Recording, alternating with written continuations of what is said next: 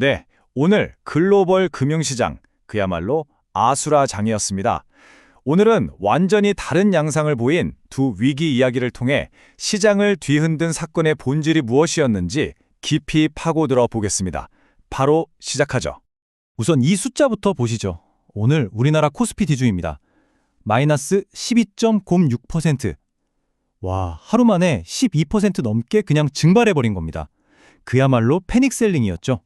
근데 이게 끝이 아니었습니다. 기술주 중심의 코스닥 시장은요, 상황이 더 심각했어요. 무려 14%나 급락했습니다. 이건 뭐 투자자들 사이에서 공포감이 극에 달았다, 이렇게밖에 볼 수 없는 수치입니다.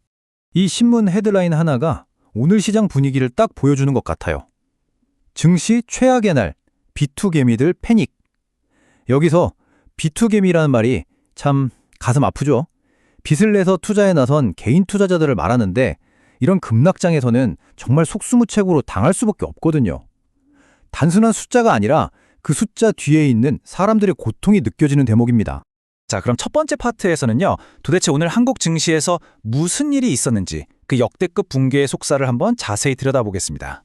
상황이 얼마나 심각했냐면요, 코스피랑 코스닥 두 시장이 동시에 거래가 멈춰버리는 바로 그 서킷 브레이커가 터졌습니다. 이건 시장이 너무 패닉에 빠지니까 자, 다들 일단 진정 좀 합시다 하고 거래를 아예 강제로 중단시키는 거거든요. 근데 이게 두 시장에서 동시에 발동됐다? 이건 정말 거의 처음 보는 일입니다.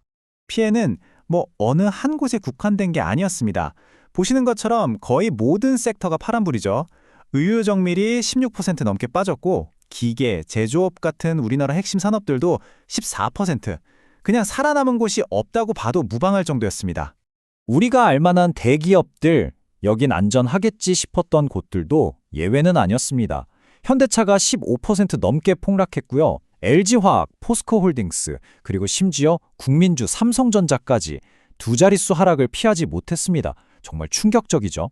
자, 그럼 도대체 왜, 무엇이 이런 말도 안 되는 폭락을 만들어낸 걸까요? 이제 그 원인을 한번 해부해 보겠습니다.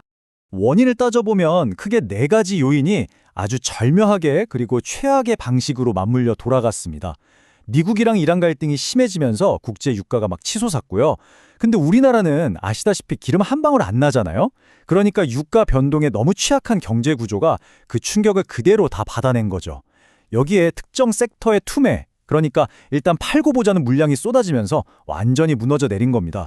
결정타는 바로 이 유가였습니다. 지정학적 리스크가 터지니까 서부 텍사스산 원유 WTI 가격이 하루에 $2 넘게 급등하면서 $74를 넘어섰어요. 에너지를 전량 수입하는 한국 경제에는 이게 그냥 직격탄이 된 거죠. 이런 위기 상황이 닥치면 시장에선 항상 나타나는 현상이 있습니다. 투자자들이 주식 같은 위험 자산은 내다 던지고 금 같은 안전 자산으로 몰려가는 거죠. 이걸 우리가 안전자산 선호 현상이라고 부릅니다. 딱 오늘 같은 날 벌어진 일이에요. 자, 그런데요, 한국 증시가 이렇게 아수라장이었을 때 과연 다른 나라들은 어땠을까요? 이제부터가 정말 흥미로운 지점입니다. 아주 놀라운 반전이 있거든요. 오늘 이야기의 핵심이라고 할 수 있는 장면입니다. 한국 코스피가 12% 넘게 폭락하는 바로 그 시각에 미국 S&P 500 지수는 보이시나요? 플러스 마이너스 0.00%. 변동이 아예 없었어요. 똑같은 뉴스를 봤는데 어떻게 이렇게 반응이 다를 수 있을까요? 바로 이 지점에서 두 시장의 운명이 갈린 겁니다. 왜 미국은 멀쩡했을까요? 일단 미국이랑 이란이 물밑에서 비밀 협상을 하고 있다는 뉴스가 나오면서 설마 전쟁까지 가겠어 하는 안도감이 퍼졌어요. 그리고 더 중요한 건 미국은 세계 최대 산유국 중 하나라는 거죠. 유가가 오르는 게 한국처럼 경제 전체의 치명타가 아니에요. 오히려 에너지 기업들 주가는 오르기도 하죠. 투자자들 관심이 지정학적 리스크보다는 그래도 우리 경제는 튼튼해 하는 쪽으로 쏠리면서 외부 충격을 그냥 꿀꺽 삼켜버린 겁니다. 다른 나라들을 봐도 반응이 제각각이었습니다. 중국이랑 호주는 오히려 올랐고요. 유럽이나 일본은 빠지긴 했지만 우리나라에 비하면 뭐 하락폭이 훨씬 작았죠. 이걸 보면 이게 전 세계적인 패닉은 아니었구나 하는 걸 알 수 있습니다. 자, 그럼 정신없던 하루가 지나갔는데 앞으로 시장을 볼 때 우리는 뭘 중요하게 봐야 할까요? 마지막으로 향후 관전 포인트를 몇 가지 짚어드리겠습니다. 앞으로는 이 네 가지를 눈여겨보셔야 합니다. 첫째, 코스피 5천선. 이 중요한 심리적 지시선이 깨들 것이냐. 둘째, 계속 오르고 있는 미국 금리. 이게 시장에 계속 부담을 줄 거거든요. 셋째, 중국과 호주 시장은 과연 이 강세를 계속 이어갈 수 있을까? 마지막으로 넷째, 전쟁에 대한 우려로 기름값과 금값이 계속해서 오를 것인가? 이 네 가지가 핵심입니다. 그리고 당장 이번 주에 나오는 경제 데이터들도 정말 중요합니다. 특히 미국의 고용 보고서. 이건 미국 경제가 얼마나 건강한지를 보여주는 성적표 같은 거라서 모두가 숨죽여 지켜볼 겁니다. 자, 오늘 이야기를 마무리하면서 이 질문을 한번 던져봅니다.